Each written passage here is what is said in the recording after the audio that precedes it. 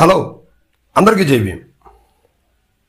ఉమ్మడి ప్రకాశం జిల్లాలో ఇటీవల జరిగిన సార్వత్రిక ఎన్నికలకు సంబంధించి ఓటమి పాలైనటువంటి నాయకులు వైఎస్ఆర్సీపీకి సంబంధించి వాళ్ళు విధానాలేంటి, వాళ్ళ పరిస్థితులు ఏంటి అనేది ఒకసారి చూద్దాం. ప్రస్తుతం ఇప్పుడు వైఎస్ఆర్సీపీకి మాట్లాడే పరిస్థితి కూడా లేనట్టుగా రాష్ట్రంలో కనిపిస్తూ ఉంది. అయితే జిల్లాలో 8 సీట్లు సాధించిన ఉమ్మడి ప్రకాశం జిల్లాకు సంబంధించి 8 సీట్లు సాధించినటువంటి ఆ టీడీపీ హవా అనేది బాగా బలంగా నడుస్తూ ఉంది. సో అందులో వైఎస్ఆర్సీపీకి బలహీనం అయిపోయి పోటీ చేసి కూడా ఓడిపోయినటువంటి నేతల గురించి మనం ఒకసారి చూద్దాం.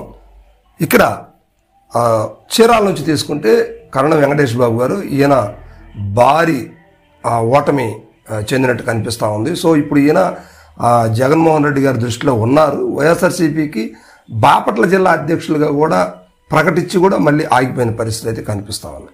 సో ఈయన కూడా వీళ్ళు ఏకాడికి అద్దంకి మీద పోటీ చేసి అద్దంకికి వచ్చే విధంగా ఉండాలనే ఆలోచనతోటి వారి తండ్రి కొడుకులు అంటే కడం బలరాం గారు ఆయన ఆలోచన చేస్తూ ఉన్నారు. సో ఇది అయితే పార్టీ మారతారనేది మాత్రం ఇంతవరకు ఎక్కడ బయట ప్రకటించలేదు, కానీ వాళ్ళు అద్దంకి మీద దృష్టి సారిస్తున్నట్టు కనిపిస్తూ ఉంది. సో ఇక చూస్తే పర్చూరు ఎడం బాలాజీ గారు ఇక్కడ రకరకాలుగా ఆయన కనిపించట్లేదంటూ వైఎస్ఆర్సీపీ శ్రేణులు బాగా ఇబ్బంది పడుతూ ఉన్నారు. సో ఈయనైతే మాత్రం యాక్టివిటీ ఏమీ చేయట్లేదు ఓడిపోయిన దగ్గర నుంచి. భవిష్యత్తులో ఏమైనా చేస్తారా లేకపోతే పార్టీ మారతారని మాత్రం ఇంతవరకు క్లారిటీ రాలేదు. అయితే మాత్రం ప్రస్తుతానికి పర్చూరు నియోజకవర్గంలో మాత్రం కనిపించట్లేదు. సో ఇక మూడోది అద్దంకి పరిస్థితి కూడా అంతే, సేమ్ టు సేమ్. అద్దంకిలో కూడా పార్టీ కార్యకర్తలపై దాడులు జరిగినా ఇబ్బందికరమైన పరిస్థితులు ఉన్నప్పుడు కూడా వైఎస్ఆర్సీపీ నోరు మేపే పరిస్థితి లేదు. టీడీపీ బలంగా ఉంది. పైగా ఇక్కడ పానెం హనుమరెడ్డి వైఎస్ఆర్సీపీ ఆయన మీద గెలిచినటువంటి వ్యక్తి ఎవరు, గొట్టిపేట రవికుమార్ గారు ఏకదాటిగా 5 సార్లు గెలుస్తూ వచ్చారనమాట ఈయన. సో ఇప్పుడు ఈయన మంత్రిగా ఉన్నారు కూటమి ప్రభుత్వం. సో ఇక్కడ మాట్లాడే పరిస్థితి వైసీపీకి లేదు. సో ఈయన కూడా కనుమరుగ్గానే ఉన్నట్టుగానే నియోజకవర్గంలో నడుస్తూ ఉంది.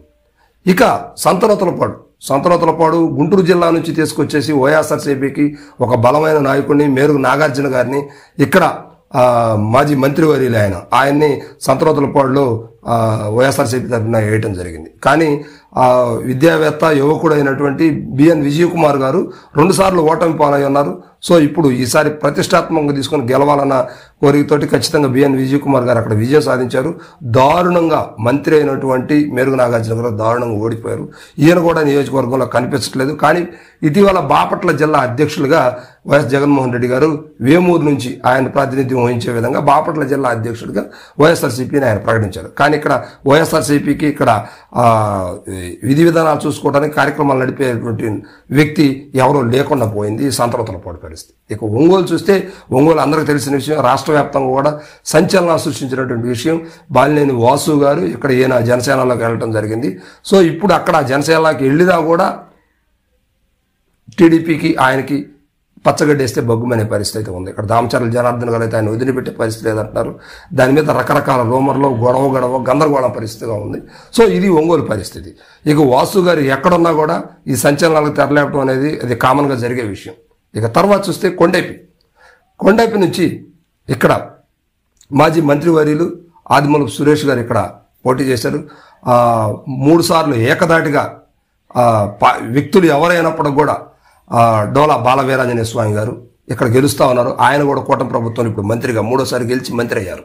సో ఇప్పుడు ఈ పరిస్థితిలో ఆదిమూలపు సురేష్ గారు కూడా మాజీ మంత్రివర్యులు అయినా కూడా ఆయన కూడా కనిపించట్లేదు. ఈయన గతంలో సంతనూతలపాడు చేశారు, ఎర్రగొండపాలెంలో కూడా ఎమ్మెల్యేగా పనిచేసినటువంటి పరిస్థితులు. కానీ ఈయన కూడా ఇప్పుడు వైఎస్ఆర్సీపీలో ఉన్నారా లేదా, లేకపోతే అసలు కనిపించట్లేదు. యాక్టివిటీ అనేది ఏమీ లేదు. సో ఇక్కడ కూడా ఆ పరిస్థితి వైఎస్ఆర్సీపీకి దారుణంగా ఉంది. అయితే ఇక్కడ ఒక ట్విస్ట్ ఏంటంటే ఇక్కడ పనిచేసినటువంటి గెలవడానికి అవకాశాలు ఉన్నటువంటి వరికుటి అశోక్ బాబు గారిని తీసుకెళ్లి గుంటూరు జిల్లాలో వేమూరులో వేయటంతో ఇక్కడ ఉన్నటువంటి వైఎస్ఆర్సీపీ శ్రేణులు కొంత బాధ చెందారు. దానివల్ల టీడీపీకి బాగా అవకాశాలు కలిసి వచ్చినాయని చెప్పుకోవచ్చు.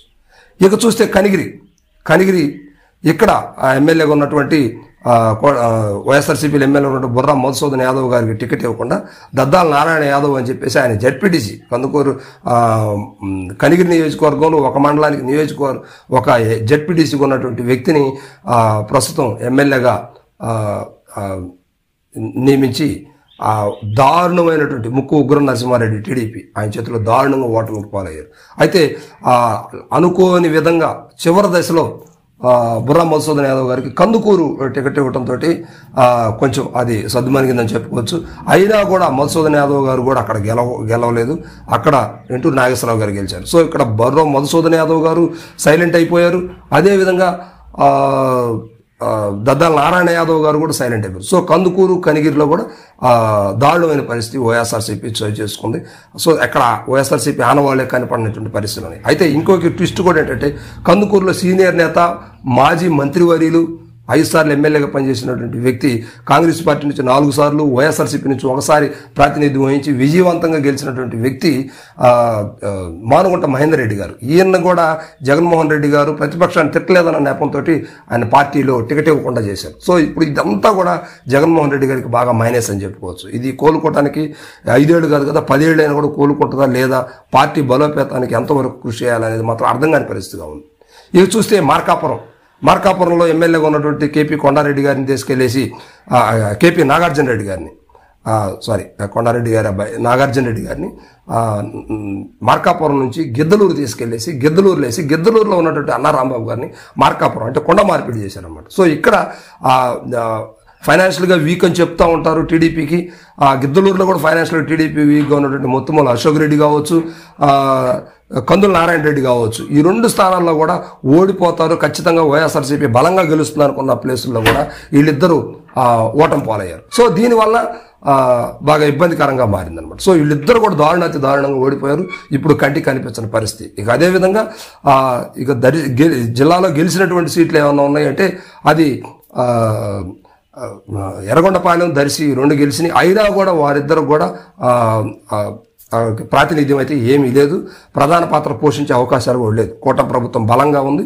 సో దీనివల్ల అక్కడ గూడూరు ఎరిక్సన్ బాబు ఇన్ఛార్జిగా ఉన్నప్పుడు కూడా ఆయనదే పెత్తనం అవుతుంది. దర్శిలో కూడా పెత్తనం అంతా గొట్టిపేట లక్ష్మి గారు పనిచేస్తూ ఉన్నారు. సో ఇక్కడ ఎమ్మెల్యే గారిది ప్రాతినిధ్యం ఏమీ లేదు. సో ఇది పరిస్థితి. ఆ జిల్లాలో ఈ విధమైనటువంటి పరిస్థితుల్లో వైఎస్ఆర్సీపీ నాయకులు కనుమరుగైన పరిస్థితి అయితే ఉంది. మరి దీన్ని రెక్టిఫై చేయడానికి ఎంత టైం పడుతుంది, ఎన్నాళ్ళు పడుతుంది? వైఎస్ఆర్సీపీ నాయకులు మారుస్తారా, లేకపోతే కొత్త నాయకులు వస్తారా? ఉన్నటువంటి వారిని రీఛార్జ్ చేసి మళ్ళీ నియోజకవర్గాల్లో బలోపేతం చేయడానికి పార్టీ అధిష్టానం చర్య తీసుకుంటుంది అనేది మాత్రం ఇంతవరకు అర్థం కాని పరిస్థితి. సో దీని మీద ఒక గట్టి ప్రణాళిక వేసి చేస్తే తప్పితే వైఎస్ఆర్సీపీ నిలబడే పరిస్థితి అయితే జిల్లాలో కనిపించట్లేదు.